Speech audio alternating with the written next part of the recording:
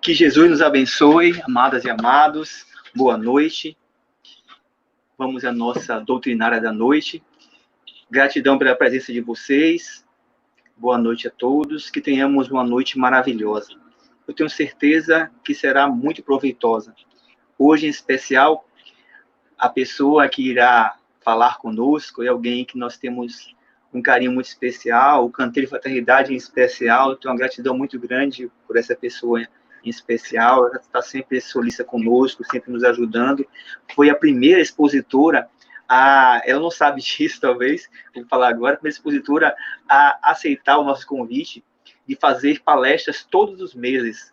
Ela foi a primeira que fez isso com a gente, se dispôs a estar conosco, a compartilhar seu conhecimento, seu saber, o seu carinho, o seu amor à causa conosco durante todo o ano, uma vez por mês. Foi a primeira que fez assim com a gente.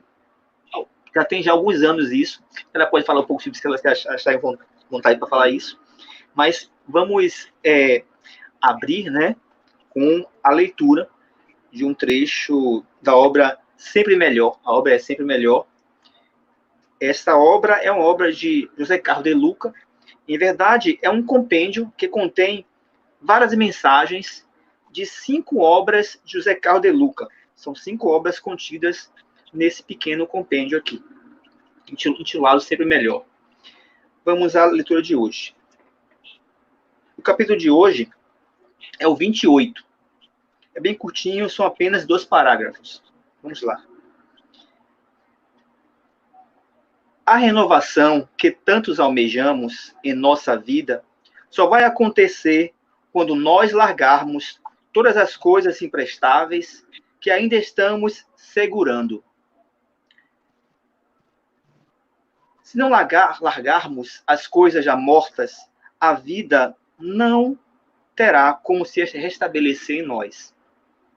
Oremos a Deus, pedindo auxílio para este trabalho de renovação de nossa vida. Deus nos prestará todo o socorro necessário, mas é preciso nos conscientizarmos de que a solução exige empunharmos a vassoura para varrer vigorosamente todo o mal que esta pode reservar à nossa vida. Esta mensagem é extraída da obra Socorro e Solução.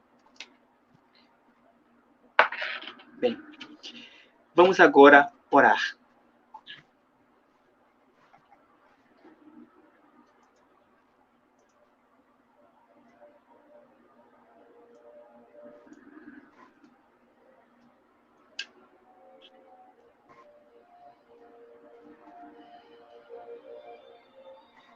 Senhor Jesus, bondoso irmão mais velho, aqui estamos, Senhor.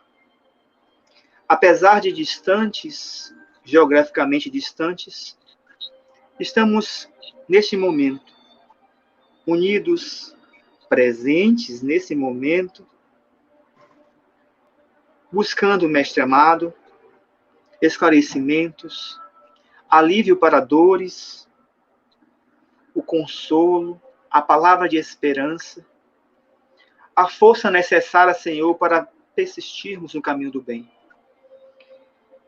E assim, Senhor Jesus, ciente que contaremos com todo o suporte necessário, iremos passar a palavra para nossa querida irmã Nádia Matos. Permite, Mestre amado, que nós possamos estar receptivos às boas ideias trazidas por ela. Inspira, Senhor, para que ela possa bem transmitir o conteúdo programado. E assim, Mestre amado, em teu nome e com a tua permissão, iniciamos esta atividade. Que assim seja. Vocês podem ver aqui a nossa querida irmã Nádia, que estará com a palavra na noite de hoje. Nádia, querida irmã, fique à vontade. Pode assumir a palavra. Muito bem. As boas-vindas a todos, a todas as pessoas que estão nos ouvindo agora. Eu quero primeiro agradecer o convite, lembrando, né, esse meu início com o canteiro. Realmente eu não sabia do que você falou, e na verdade, para mim, tem sido sempre uma alegria fazer esse trabalho lá no canteiro. Eu faço com muito carinho porque, além de tudo, sou recebida com muito afeto. Eu estava sentindo falta. Realmente tem muitos anos. Eu acredito que a gente começou esse trabalho lá pelo ano 2000, já Isso. vai um tempão, né? 20 anos. Eu tenho impressão, porque o trabalho que a gente fazia, começamos com alguns temas, depois começamos com os livros de André Luiz. Então, assim, é muito tempo, passa rápido, né? E ainda mais quando a gente está numa experiência tão prazerosa, essa doutrina que a gente ama tanto, e a possibilidade de conversar com as pessoas sobre aquilo que a gente estuda, que a gente compreende. Então, eu gosto muito desses diálogos, que são as reuniões doutrinárias. No nosso tema, o que combinamos foi falar sobre a transição planetária. A transição planetária é um tema que tem sido abordado muito ultimamente. Ultimamente, eu digo já antes da pandemia, mas aumentou agora depois da pandemia, porque as pessoas se interrogam sobre o significado dessa experiência, sobre como poderemos vencê-la, atravessá-la, etc. Então, o que a gente combinou aí com o canteiro foi que faríamos uma série de 3 exposições sobre esse tema, porque o tema da transição planetária é um tema rico, é um tema extenso, é um tema complexo, e é um tema que diz respeito a todos nós. Então, combinamos que o tema seria transição planetária e você, sendo que cada um dos dias teria um subtema. O de hoje é o que precisa mudar. Então, estaremos nos 3 meses, hoje, em julho e em agosto também, estaremos falando, um sábado, depois ele vai dizer as datas, e nós estaremos falando sobre a transição planetária na nossa vida, refletindo um pouco. A ideia é que a gente possa refletir, que a gente possa conversar um pouquinho sobre como é que nós estamos dentro desse processo de transição planetária. E então, o importante, assim, de início, é que nós possamos definir o que é essa transição planetária, porque tem pessoas que não têm muita clareza do tema. Eu digo sempre que quando a gente fala no centro espírita, e aqui é o que nós estamos fazendo, né, falando para a plateia do canteiro, mesmo sabendo que muitas outras pessoas podem assistir, no centro espírita você sempre tem pessoas que já estão há muito tempo, que conhecem muito a doutrina, que já estudam, e tem pessoas que estão chegando, que têm muitas dúvidas, não compreendem certos conceitos. Então, sempre é bom a gente dar uma visão geral. Então, mesmo para quem já sabe, a gente revisa que a transição planetária é o processo de fechamento de um ciclo e abertura de outro ciclo no planeta. E isso Kardec já nos fala, a doutrina nos fala. Kardec tem um texto na Gênese, que é o 5º livro das obras básicas, o capítulo 18, Os Tempos São Chegados, onde ele vai falar exatamente sobre a transição planetária. Ele vai falar sobre esse processo. E é interessante que ele fala disso no século XIX. Então, algumas pessoas têm uma ideia da transição como uma coisa rápida. Tipo assim, que data foi que começou? Que data é que vai acabar? Eu vejo as pessoas perguntando isso. Em que data, em que momento nós vamos acabar a transição planetária? Não é bem assim. A gente tem que lembrar que estamos tratando de um planeta, né? Toda uma humanidade vinculada ao planeta Terra. Nós temos, no momento, cerca de 7 bilhões e meio de pessoas encarnadas na Terra. Os espíritos falam que desencarnados na psicosfera do planeta, portanto, ligados e fazendo parte da humanidade, em vários níveis evolutivos, você tem mais ou menos o triplo disso. Então, bota aí uns 20 e tantos bilhões de seres, de espíritos.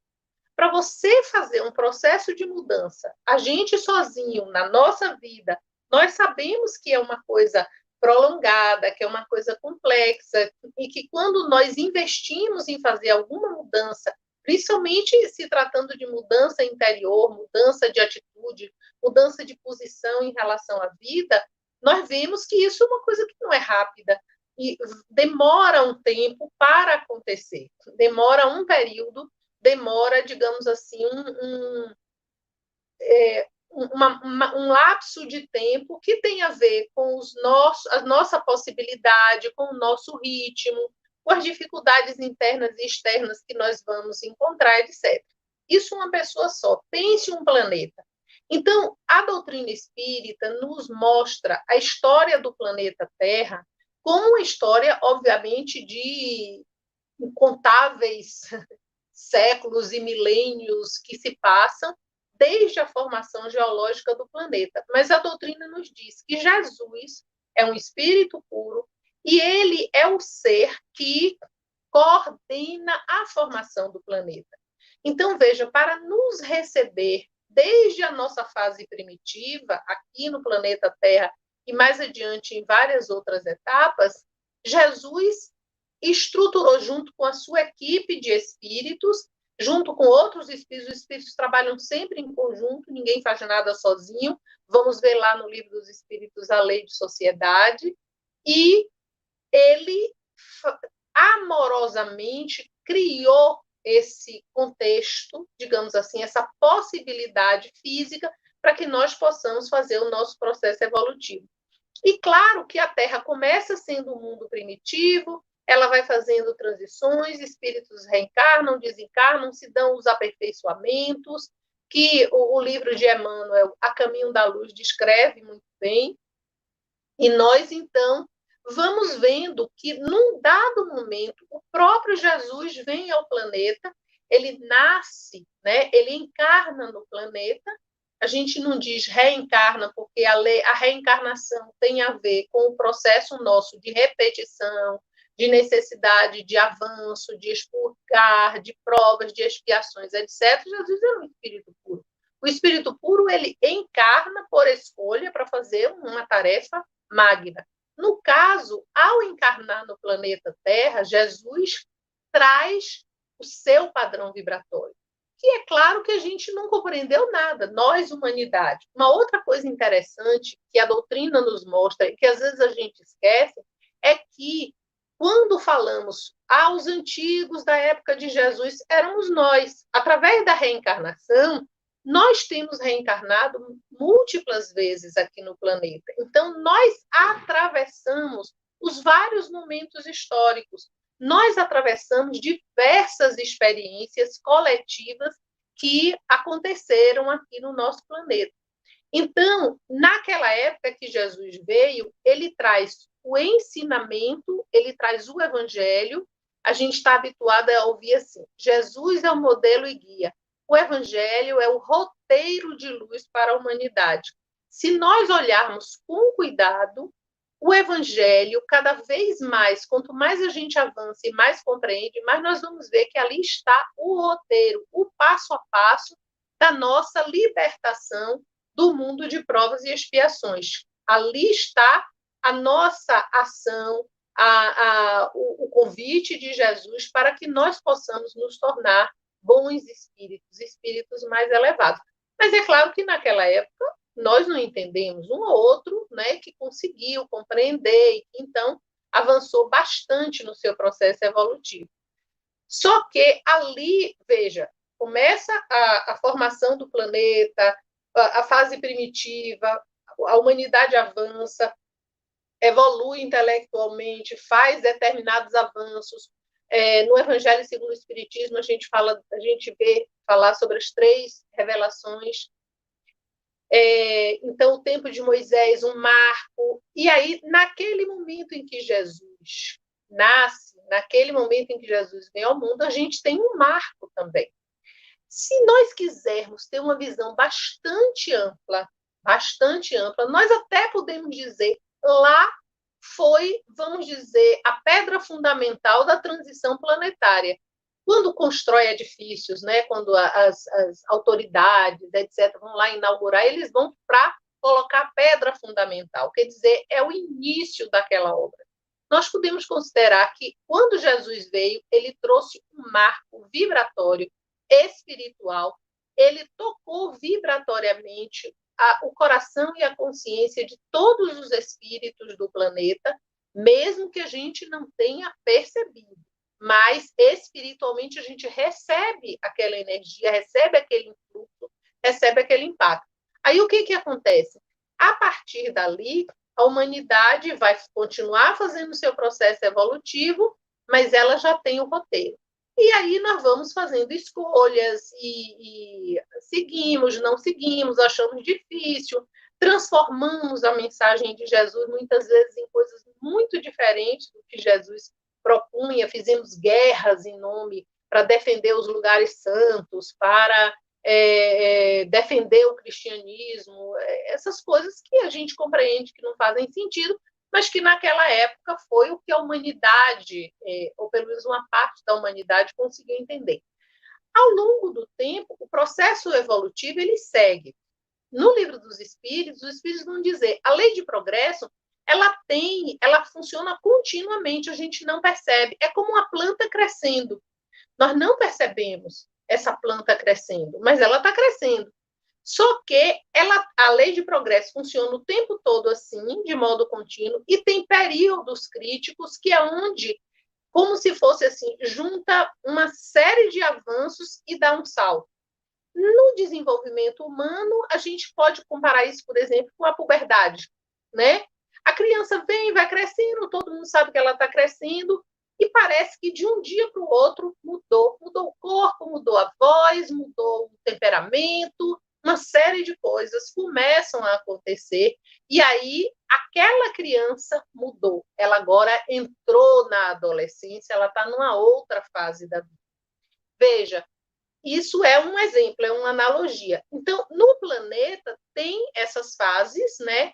E essa é que a gente está vivendo. O que os espíritos nos dizem lá na codificação?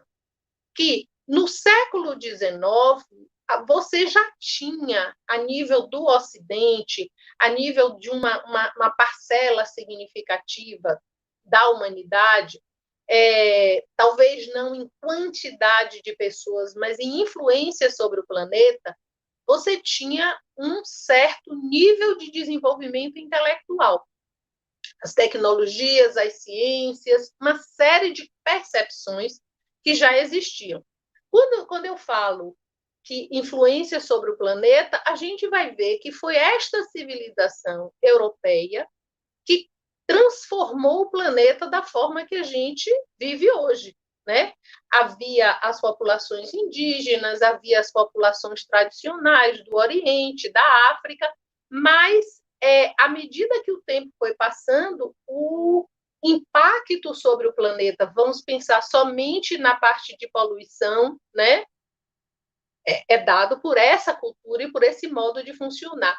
O que caracteriza esse modo de funcionar? Uma inteligência desenvolvida, conhecimentos científicos, conhecimentos tecnológicos, tecnologia, né? Mas não tem uma espiritualidade, isto não é não ter religião simplesmente, porque até tem, a maior parte da população do mundo, quando perguntada, informa que acredita em Deus, informa que tem uma religião.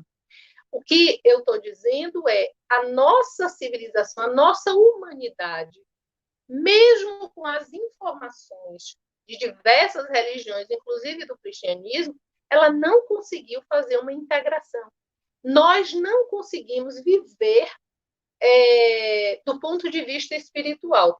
E aí, por que isso acontece? Acontece porque a humanidade, na sua maioria, é formada por espíritos de terceira ordem. O que são espíritos de terceira ordem?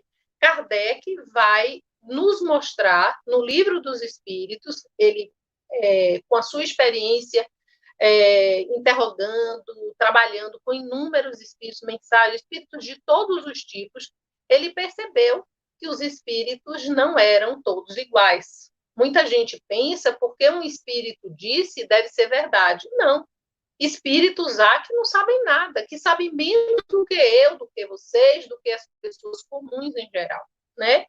Mas, às vezes, por orgulho, eles acham que sabem ou fingem que sabem, e o que Kardec nos mostra, o que os espíritos confirmam para ele quando ele pergunta, é assim, não, os espíritos não são do mesmo nível. Você tem que prestar atenção, tem que saber identificar qual é a qualidade de evolução daquele espírito, tá? E aí Kardec cria essa escala espírita com 3 ordens. A primeira ordem são os espíritos imperfeitos. É a ordem mais inferior, né? São os espíritos imperfeitos. O que caracteriza os espíritos imperfeitos? Ignoram a lei de Deus, não conhecem Deus, não conhecem suas leis e, portanto, como não conhecem, não se harmonizam com a lei de Deus, se rebelam contra ela. Segunda característica, estão totalmente ou quase totalmente identificados com a matéria, porque da realidade espiritual só tem algumas intuições imperfeitas, não tem consciência de serem espíritos. Acham que são matéria, que são só o corpo, que a vida é só aquilo. Veja, isso está se falando do ponto de vista da consciência, porque às vezes são pessoas que têm informação religiosa. Ah, não, Deus existe, é para fazer isso, é para fazer aquilo. Mas o que a gente vê com essas pessoas e muitas vezes conosco? Na hora de uma crise, na hora de uma situação, na hora de um interesse nosso, nossa escolha é pela matéria. A gente diz, não, essa questão espiritual deixa para depois, não, essa parte espiritual também Deus vai entender que eu preciso das coisas. Isso é a característica central dos espíritos, essas são as características centrais dos espíritos imperfeitos. Não conhecem Deus e suas leis, têm apenas uma vaga intuição, são rebeldes, portanto, à lei de Deus, porque não conseguem compreender por que as coisas acontecem, como as coisas acontecem, tem uma identificação com a matéria, então as paixões não, as pessoas ouvem falar paixão, pensam que é sexo. Não, paixões são todos os apegos, todos os desejos, todas as coisas que a gente acha que são super necessárias. Quer ver um exemplo? Quanta coisa a gente achava que era necessária e agora estamos impedidos por causa da pandemia e estamos vivendo sem isso, às vezes até em boas condições, às vezes em condições melhores. Quantas vezes na nossa vida a gente desejou algo intensamente, achou que aquilo pode ser uma coisa, pode ser uma posição na sociedade, no trabalho, pode ser um relacionamento, e nós achávamos que iríamos morrer sem aquilo, mas perdemos, sofremos, porque uma vez que nós achávamos que íamos morrer, perder aquilo é uma coisa terrível, né? Mas nós não morremos. Ao contrário, quando aquilo passa, nós às vezes percebemos que houve ganhos, que houve uma ampliação, que houve uma liberação. Isso são experiências que nós temos individualmente. Então, isso é para ilustrar essa qualidade do espírito imperfeito de estar apegado à matéria e não se identificar com o espírito. Portanto, tem medo da morte, portanto, tem medo de perder objetos, pertences, situações, posições, se sente em perigo, acha que tem que se defender prioritariamente em relação aos outros, então não tem senso de coletividade, de cooperação, são muito competitivos. Essa descrição, e são propensos ao mal. A facilidade, por que são propensos ao mal? Porque a visão é estreita. A visão é limitada, a visão é imediatista e é fundamentada no interesse pessoal. Uma pergunta que Kardec faz aos espíritos, se a gente abstrair os vícios, que todo mundo sabe que vícios são coisas negativas, paixões desordenadas, etc., qual é a principal característica de um espírito imperfeito? Aí os espíritos respondem, o interesse pessoal. Isso não quer dizer que não devamos cuidar dos nossos interesses, mas eles não devem ser o centro da nossa vida se nós quisermos evoluir. Para o espírito imperfeito, o seu interesse pessoal é o centro da sua vida.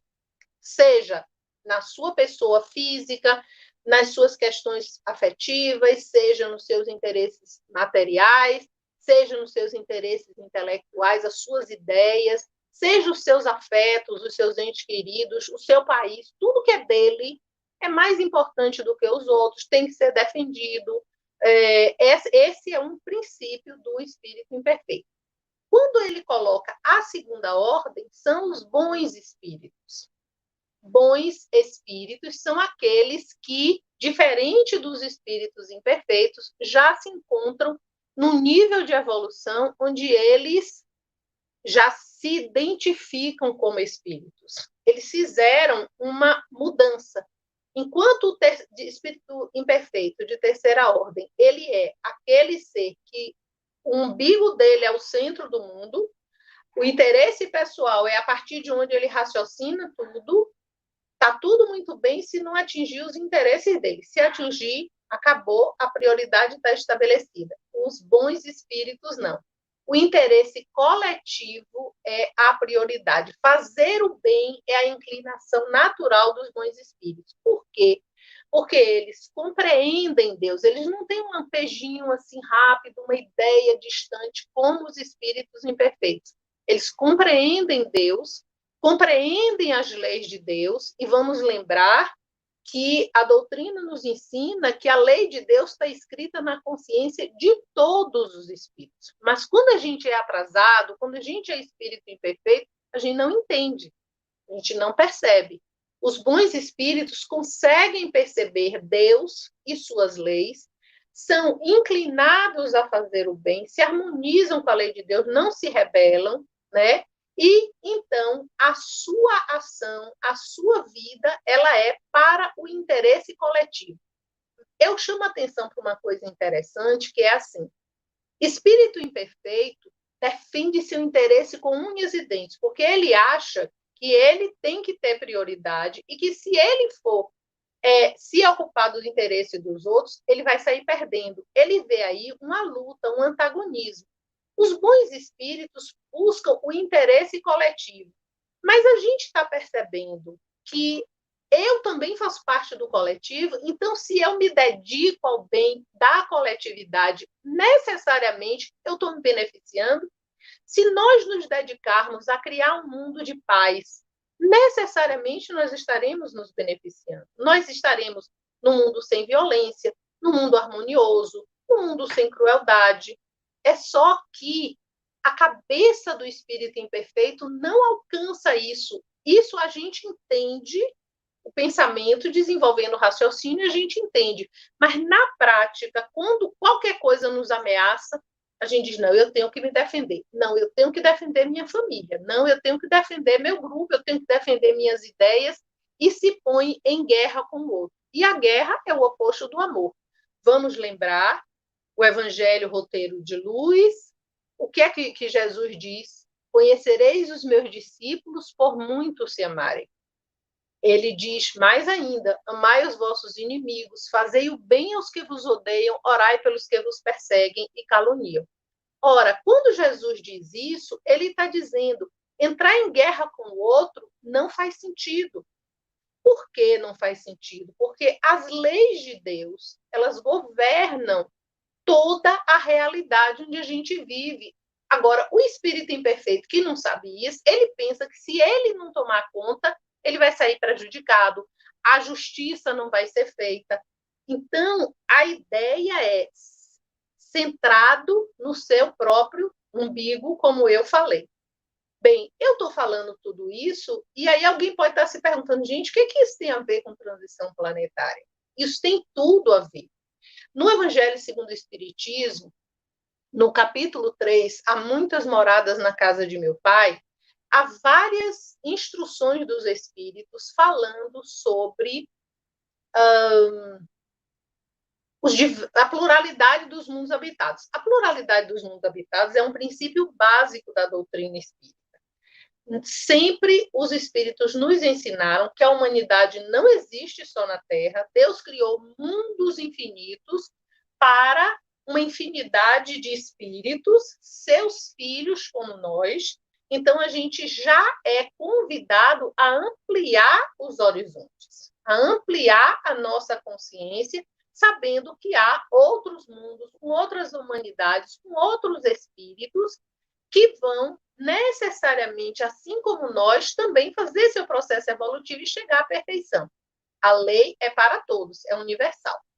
Ora, esses mundos habitados, assim como os espíritos, têm níveis variados. Tem mundos primitivos, para os espíritos que estão iniciando o seu processo evolutivo na fase humana. Tem mundos celestes para espíritos elevadíssimos. Tem mundos de vários tipos. Aí, o que é que faz com que o mundo seja mais ou menos evoluído? A humanidade que o habita. E aí, nós vamos pensar sobre as nossas ideias da transição planetária. Muitas vezes eu ouço as pessoas dizerem assim: eu quero que o mundo se torne, o planeta se torne. Quando é, meu Deus, que o planeta vai se tornar um mundo de regeneração? Nosso planeta.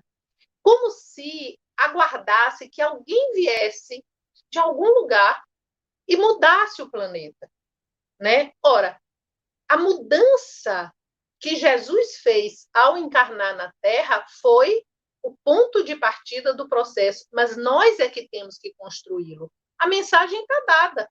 A mensagem do Evangelho é aquela, não mudou em 2000 anos.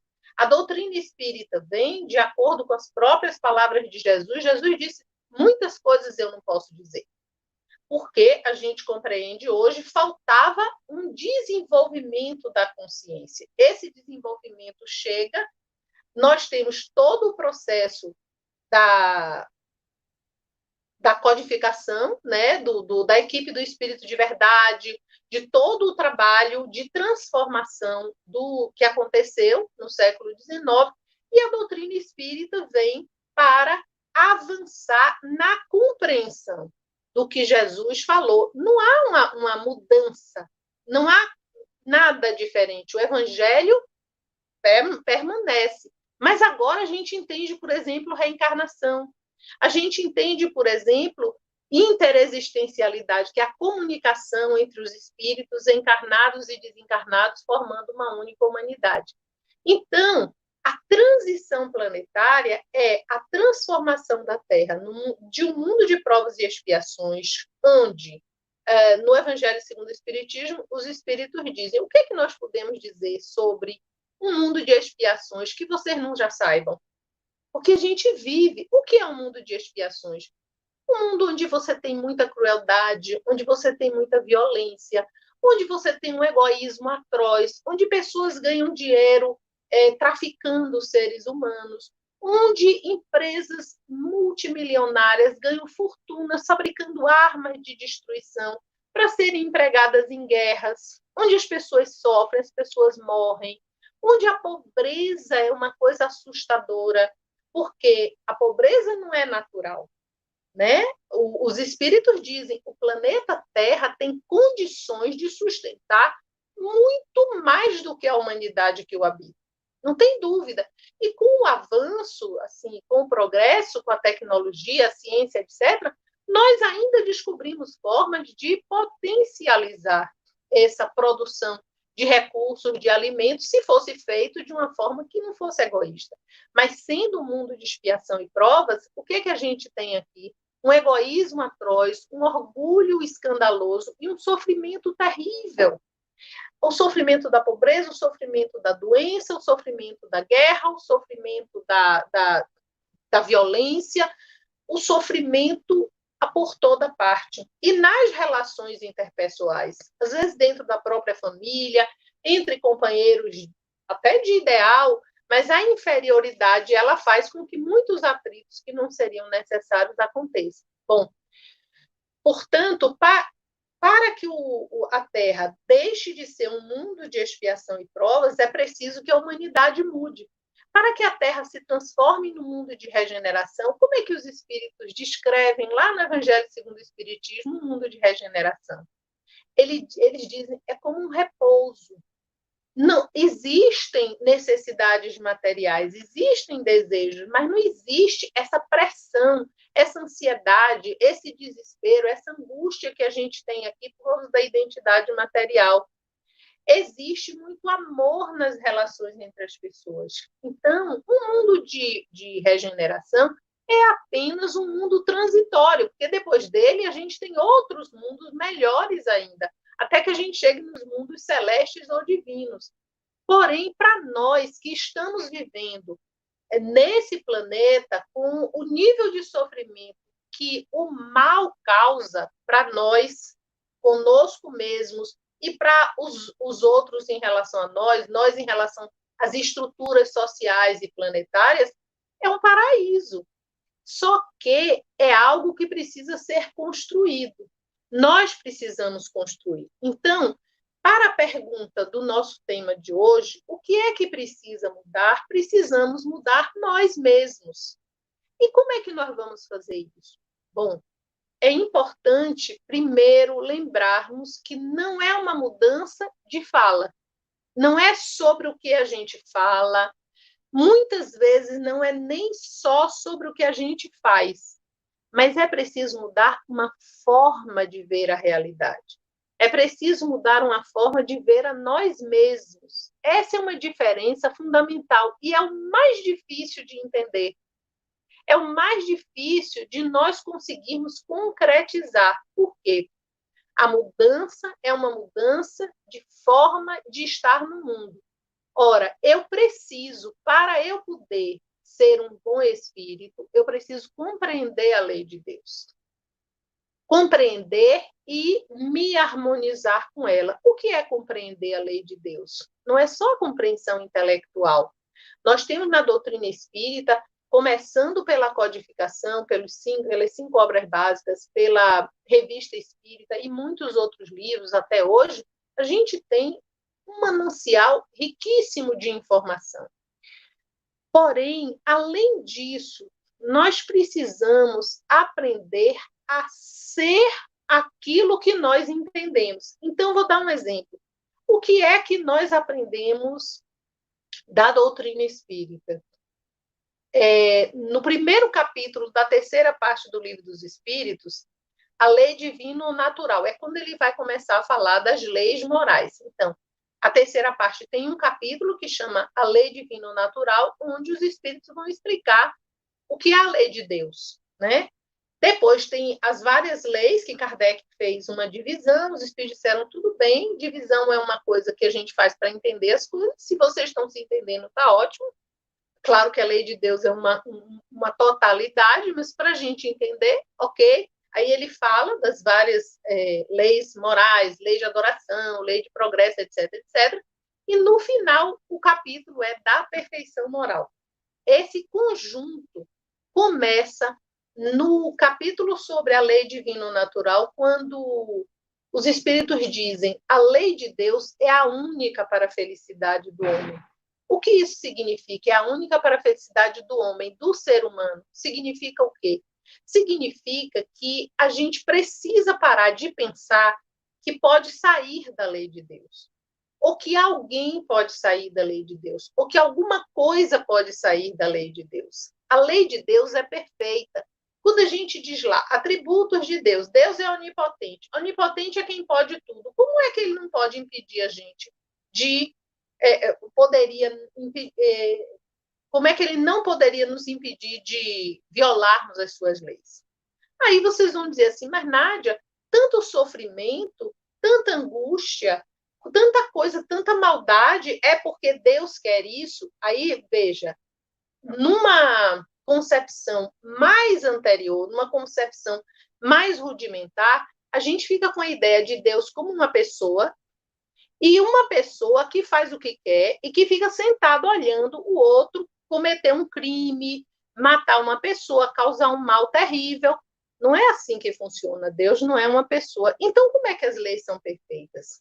Porque isso que a gente chama de dor, de sofrimento, é uma correção de roteiro, porque nós estamos funcionando em conflito com a lei de Deus. Então, todas as coisas que acontecem, elas são expressões da lei de Deus, buscando essa harmonização e essa perfeição. E a lei de progresso, que atua o tempo todo, ela nos leva a perceber o quê? Que as coisas que acontecem, elas são função do meu nível de consciência. Vou tentar dar um exemplo. É bom que daqui a pouco tem as perguntas, então a gente consegue tirar algumas dúvidas, comentar um pouco melhor, né? Mas veja, vamos pensar em Jesus. Não adianta dizer que Jesus está longe, porque Jesus é um espírito puro e um dia nós vamos ser espíritos puros. Então a gente tem que entender, através dele, foi para isso que ele veio. No momento em que ele foi crucificado, ele foi acusado injustamente, ele foi condenado num processo que os juristas hoje estudam, dizem que está totalmente fora das próprias leis judaicas e das leis romanas. Não era daquele jeito que o processo teria que ocorrer. Então, foi uma injustiça diante das leis humanas vigentes e ele foi crucificado. E ser crucificado é terrível. É uma dor terrível, é muito ruim, é um tipo de morte, é uma tortura, né? Neste momento, Jesus diz o quê?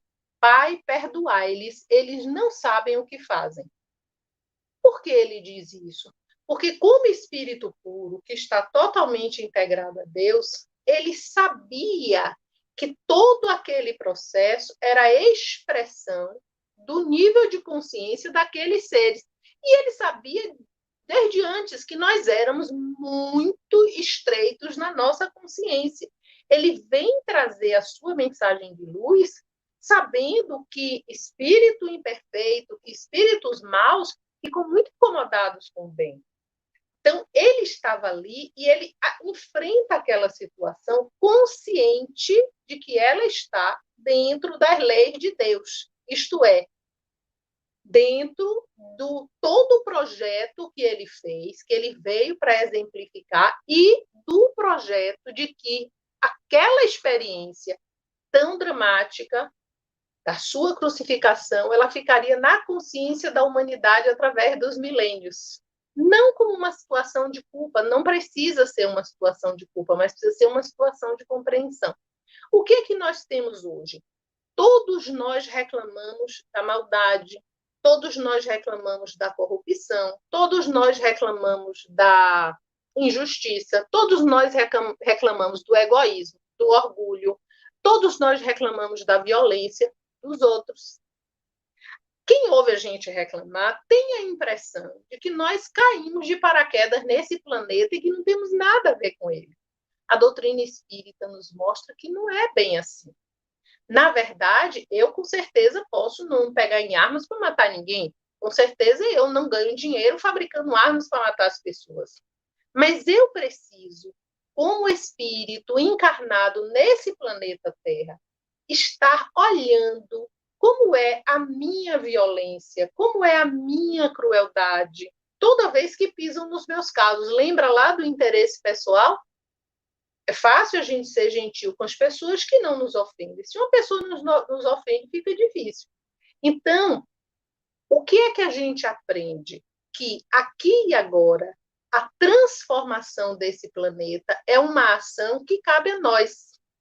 Nós, cada um, e nós, coletividade. Então, nós temos que repensar, à luz do Evangelho, à luz dos conhecimentos espíritas, as nossas atitudes com as outras pessoas. Porque se a gente for olhar honestamente, e é para isso que mais recentemente se tem estimulado a existência de grupos de autoconhecimento, porque o autoconhecimento você pode fazer sozinho.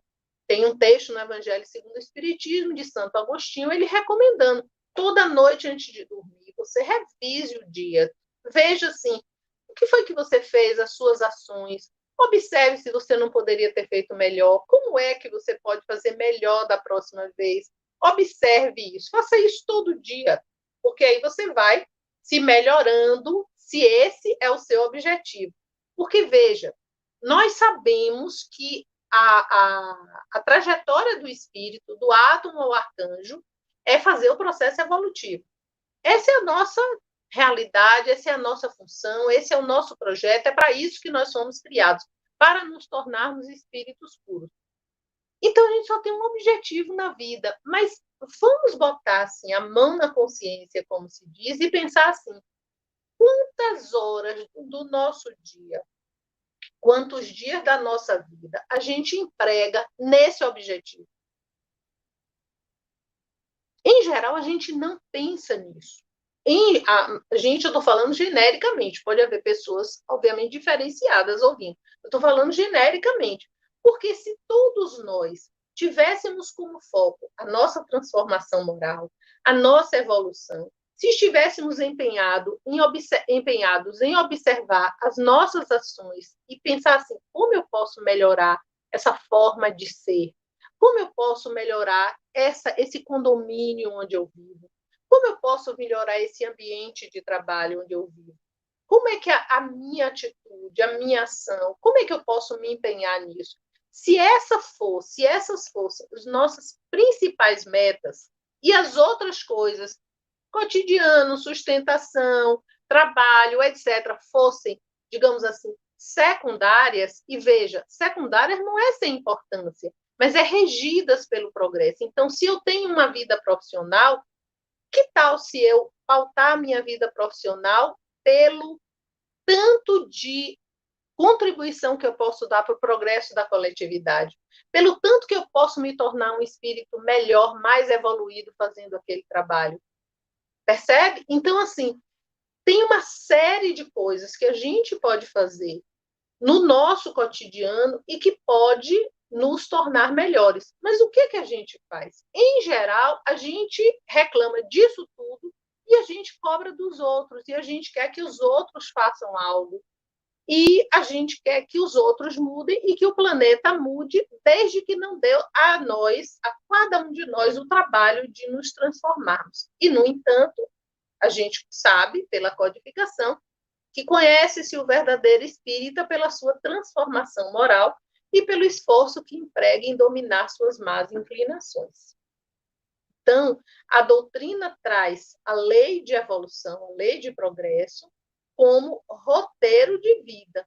O que eu posso fazer? Eu já sei como é. Eu já sei o que é. Amai-vos uns aos outros. Por exemplo, o conceito de caridade. Nós, espíritas, com certeza nos preocupamos em ajudar, em contribuir, os centros espíritas, as pessoas. Eu vejo, por exemplo, nessa época difícil da pandemia, muita gente desempregada, muita gente com muita dificuldade, com muitos sofrimentos, moradores de rua, pessoas muito desassistidas. Eu tenho visto o movimento, o esforço, o empenho de vários grupos, de várias pessoas individualmente. Isso é ótimo. Só que quando nós vamos lá no Livro dos Espíritos, Kardec pergunta qual é o verdadeiro sentido da palavra caridade, tal como a entende Jesus. A resposta é benevolência para com todos, indulgência para com as imperfeições alheias, não os erros, as imperfeições, que são o modo de ser das pessoas que elas não podem mudar, e perdão das ofensas. Ora, se nós nos dedicarmos, bom, eu preciso evoluir, obviamente não vou chegar a espírito puro tão rápido assim, mas eu vou agora praticar a caridade.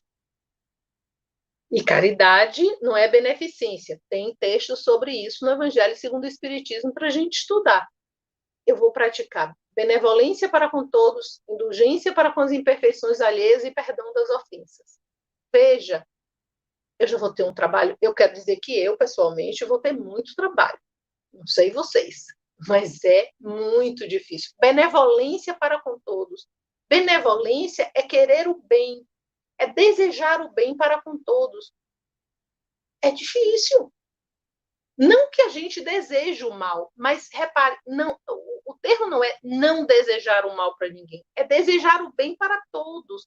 Então, você encontrar uma pessoa, você vê uma pessoa numa situação que pode ser de dificuldade, mas pode ser de sucesso, e desejar o bem para essa pessoa, desejar o melhor o tempo todo. Indulgência para com as imperfeições alheias. As imperfeições alheias atrapalham muito a gente, né? A gente reclama porque fulano é preguiçoso, fulano é impaciente, fulano é isso. Claro que as nossas imperfeições também atrapalham muito os outros. Como é ser indulgente? Indulgente é você deixar por menos, ser tolerante. Como a gente faz quando somos nós que erramos? Geralmente, como somos nós que erramos, ou nossos entes queridos, a gente diz, não, mas ele se esforçou tanto, coitado. Não, mas eu estou tentando isso há tanto tempo. Deus está vendo. está vendo. Então, vamos ver isso com os outros?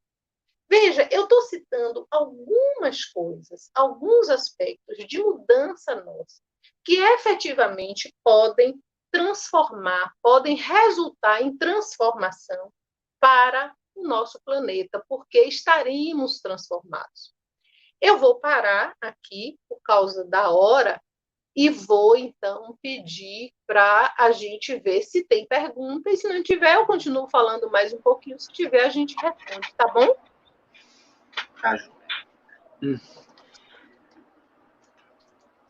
Muito bem, gente. Ok, vamos ver aqui umas perguntas aqui. Tive algumas colocações. Perguntas em si, até agora, acho que não saiu, não. Tem aqui uma colocação aqui de Amauri, né? Tem aqui. Tema maravilhoso e exposição bastante didática. Gratidão, irmandade, pela generosa contribuição para o nosso crescimento. De Amauri Júnior. Eu que agradeço. Tem duas perguntas aqui.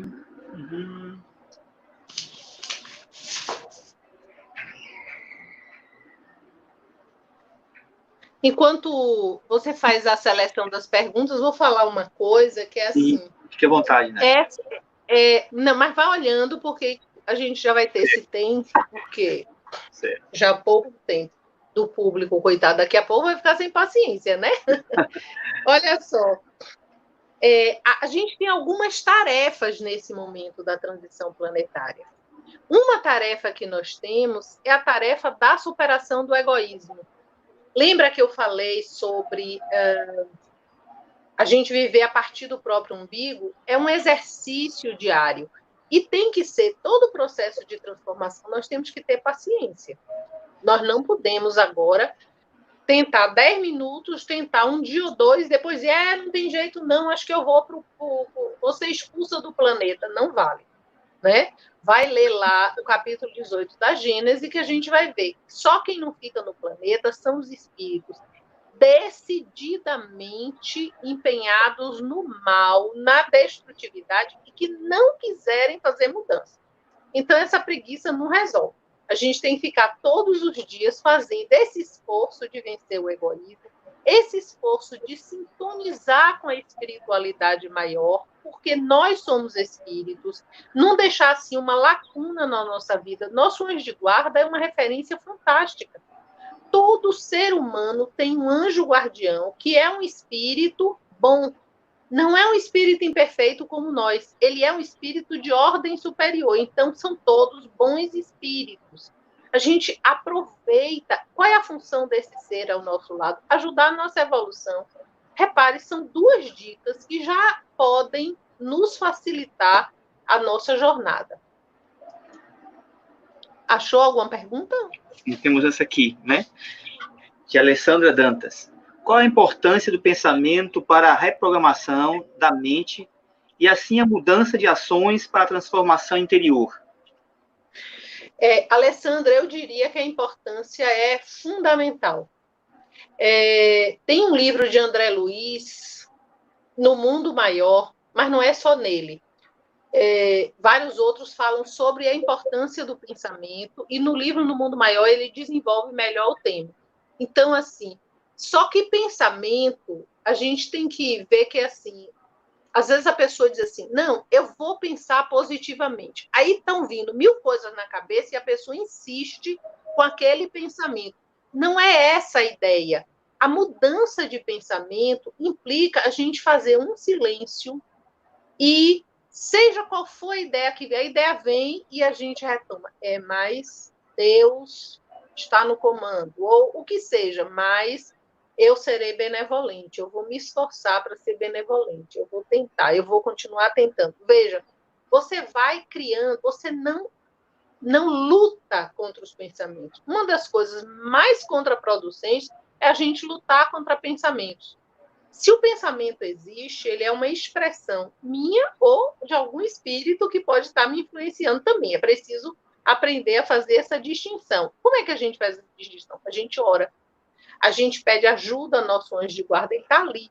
Do mesmo jeito que eu posso sintonizar com o obsessor para pegar a ideia dele, para ele me influenciar, eu posso sintonizar com o meu anjo guardião, para ele me influenciar. É uma escolha. Então, a gente ora, a gente busca, a gente diz, fala, aí o pensamento você vai, eu quero melhorar, eu quero avançar, eu quero construir isso. Então, Alessandra, tudo começa no pensamento. Tem uma frase de André Luiz que ele diz exatamente isso: no pensamento residem as causas. Mas, é como eu digo, não é no pensamento superficial, é o profundo. O que quer que venha para minha mente, que eu possa colocar uma outra posição mental. Vou dar outro exemplo. Agora a gente está vivendo essa situação de pandemia e toda hora tem uma notícia, com o aumento das pessoas. O Brasil está com mais de 1 milhão, eu acredito, de pessoas contaminadas, já passou de 50 mil pessoas que desencarnaram pela Covid, isso pelos números oficiais, se sabe que a possibilidade de existirem mais. Então, quase todos nós conhecemos alguém doente, conhecemos alguém que desencarnou, ou algum familiar de alguém conhecido de trabalho, o que seja. Isso às vezes dá muito medo. Isso dá angústia na gente. É natural. A pessoa que sente angústia não é que ela tem falta de fé, não. É que ela é humana. E veja, a Alessandra está falando do pensamento. Pense no pensamento de bilhões de pessoas focado nessa questão da pandemia, porque é o planeta inteiro. Não é só aqui no Brasil. A gente não pode dizer assim, tem países que não está acontecendo nada. Não, mesmo os países que estão, digamos assim, numa fase de não ter casos, como a Austrália, por exemplo, estão em alerta. Então, veja, isso tudo é psicosfera, isso pesa no nosso pensamento. O que a gente vai fazer? Vai reconhecer que está angustiado, que está com medo, que está nervoso, e vai usar recursos, vai orar, vai pedir ajuda espiritual, vai se lembrar. Uma coisa que eu faço muito é assim, tá tudo bem, aqui na Terra tá assim, esse pânico todo, mas pense nas esferas superiores, pense nos bons espíritos, pense no trabalho da equipe espiritual, porque espírito superior, espírito elevado, bons espíritos, eles não sofrem com essas coisas, não, porque eles sabem que isso é transitório. Eles sabem que isso é necessário, é um processo de cura para a gente despertar. Então, eles não estão angustiados, eles não ficam angustiados. Eles estão amorosamente cuidando de nós, vibrando. Jesus, os espíritos superiores, continuamente irradiando luz para a Terra. Veja, eu posso usar o pensamento para aceitar que eu estou mergulhada aqui. Tem dias que a gente está angustiada, que a gente está nervosa, que a gente está triste, que a gente está com medo. Aí saiu, está tossindo. Hoje em dia ninguém mais pode ter nada, né? Porque quando você tem uma febre, você pensa, meu Deus, é Covid. Eu já vi casos da pessoa, graças a Deus é chikungunya, não é Covid. Chikungunya é uma doença péssima, que dói como o quê, mas graças a Deus que não é Covid. Veja, tal como isso está no coletivo. Como é que a gente usa o pensamento aí? A gente vai reconhecer. Não adianta brigar, tirar isso da minha cabeça, meu Deus. Isso vai, pacifica. Olha, Nádia, tenha calma. Você é um espírito imortal. O que é de pior que pode acontecer? Desencarnar. Vai desencarnar mesmo algum dia, né? Não vai ficar para semente. Então, vamos com calma. Eu tenho medo de sofrer, de ser hospitalizada, de sentir falta de ar. Tenho medo de ficar sozinha. Vamos pedir ajuda espiritual, vamos pedir a Deus, vamos saber que seu anjo de guarda está lá com você. Repare, eu estou com isso usando o pensamento. Quer dizer que aquilo passa de repente? Não passa, tem que treinar. É igual atividade física, né? O que acontece na atividade física? Você, nas primeiras vezes que faz, você não gosta, você sente desconforto, mas à medida que aquilo se torna um hábito, você melhora a sua saúde e você se sente bem com aquilo. Espiritualmente, a mesma coisa.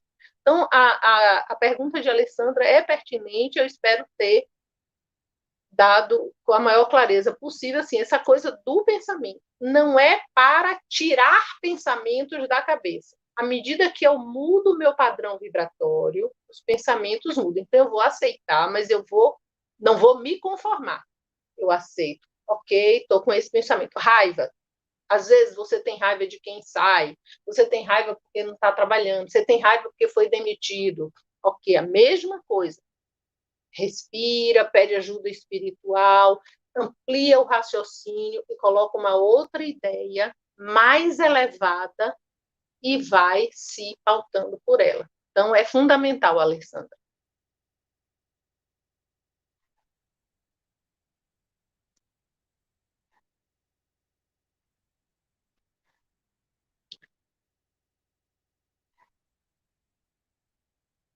Isso, ela coloca uma pergunta aqui que é assim: nesse momento de sofrimento, muitas pessoas fazem a caridade influenciadas pela coletividade. Essa caridade é válida? Obviamente. Tudo que a gente faz é válido. Válido como aprendizado, porque às vezes você erra, bate cabeça, lá na frente vai ter um problemão e valeu como aprendizado, não era a melhor ideia, mas valeu.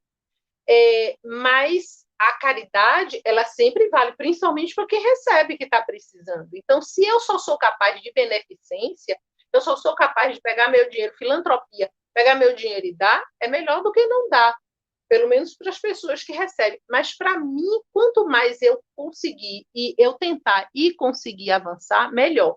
Você falou da influência da coletividade. Nesse texto, da Gênese, Kardec vai dizer uma coisa super importante.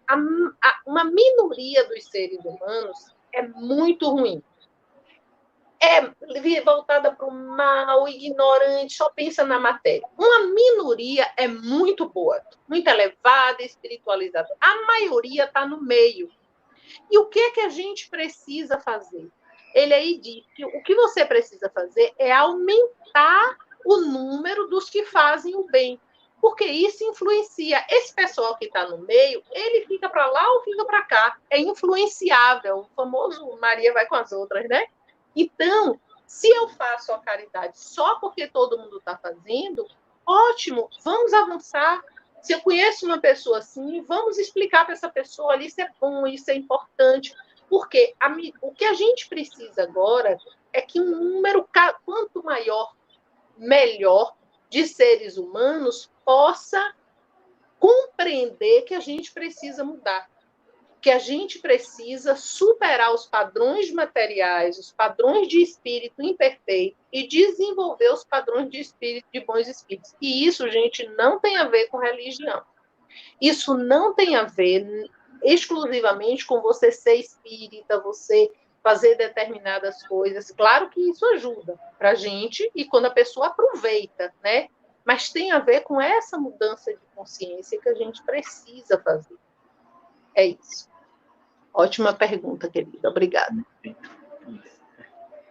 Joia. Não temos pergunta mais alguma aqui. Só Pronto. Colocações. Então, realmente, eu percebo que não há mais perguntas, né, gente? Pronto, então. Ok. Então, vamos finalizar. Então, né? Eu acho que sim. Eu acho que aí a gente está tentando, né? O nosso plano é exatamente fazer uma espécie de diálogo. Aí, da outra vez, se as pessoas quiserem, elas já se organizam assim. Mas a ideia é que a gente vai estar fazendo. Fizemos hoje essa primeira sobre a transição planetária em você. O que é que precisa mudar? Aí, quando for no dia, acho que é dia 11 de julho, nós vamos ter uma outra exposição, a transição planetária em você, evolução consciente. O que é evolução consciente? E no dia 1º de agosto, transição planetária em você, uma pergunta: é possível evoluir sem sofrimento? Então, nós pensamos que esses 3 são itens que a gente pode dialogar. Tem muitas outras coisas, mas a proposta é essa: as pessoas estão convidadas, se desejarem participar, e vamos tentando aí aprender, aproveitar a experiência para a gente ser feliz. Os espíritos bons, está lá no Evangelho segundo o Espírito, ou no Livro dos Espíritos.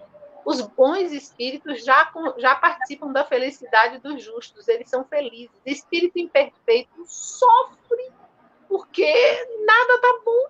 Uma criatura que não está harmonizada com Deus, que se sente matéria, que daqui a pouco tudo vai se acabar, sofre. A gente sofre muito, mas a gente sofre porque é espírito imperfeito. Evoluindo, o sofrimento acaba. Isso. É isso aí. Muito bem. Então, gratidão, Nádia, pelas suas palavras, suas considerações. Gratidão por todos vocês que participaram com a gente. Estamos aqui agora um pouco mais de 1 hora de live. O tempo passa rápido quando o assunto é gostoso, quando a pessoa explana de tal forma que nos prende, nos segura a atenção. O tempo passa, a gente nem percebe, né? Então, gratidão, Nádia, pelo seu carinho, pela sua atenção realmente conosco. E que possamos seguir em frente, né? E aproveitar esses momentos. Já esclareceu para a gente aí, gente. Temos mais 2 encontros, né? Vamos nos preparar para esses encontros. Coisas novas irão surgir também. Permita-me também aproveitar esse instante só para lembrá-los que amanhã nós temos doutrinar também, às 9 horas da manhã, né, pela manhã. Fique à vontade para participar conosco dessa exposição. Será a cargo de Israel. Roberta, que está aqui também, aqui acompanhando a gente aqui, fez uma pergunta. A pergunta que Nádia fez considerações no final foi de Roberta. Ela também vai estar dirigindo a reunião com Israel, fazendo a explanação. Então, todos vocês são convidados para fazer parte também dessa atividade amanhã, às 9 horas da manhã. Então, vamos à nossa prece de encerramento, que é a nossa prece de agradecimento também. Só um instantezinho. Para me desligar aqui. Botar uma musiquinha no fundo aqui para a gente. Eu espero que vocês estejam ouvindo. Então, vamos lá. Senhor Jesus, bondoso irmão mais velho, todos nós estamos agradecidos por essa noite preciosa, Mestre. Gratidão, Senhor, pelas palavras de esclarecimento, de consolo, de esperança da nossa irmã Nádia Matos. Obrigado, Senhor, por tudo isso, mas ainda lhe pedimos. E pedimos, Mestre, que nos dê forças para que possamos perseverar no bem. Especialmente, Senhor, neste momento tão delicado que toda a humanidade está passando. Dai-nos força, Senhor, para que possamos realmente perseverar. Aproveitamos também, Senhor, esse instante para lhe pedir que permitas que os bons amigos espirituais, nesse instante, possam visitar os lares de todos nós que estamos conectados a esta live. Eu não sei, Senhor, como isso se dará, mas eu tenho certeza que os companheiros podem sim fazê-lo. Então, permite, Mestre amado, que os lares sejam visitados, que energias negativas possam ser removidas, que energias balsâmicas, salutares, sejam distribuídas para todos os residentes desses lares, Senhor. E assim, Mestre amado, como no início dessa atividade, em Teu nome e com a Tua permissão, nós finalizamos. Que assim seja. Mais uma vez, Nádia, gratidão. Gratidão a todos vocês. Então, nós iremos nos desconectar aqui, gente. Fiquem em paz, cuidem-se, cuide dos seus e vamos em frente. Muita paz.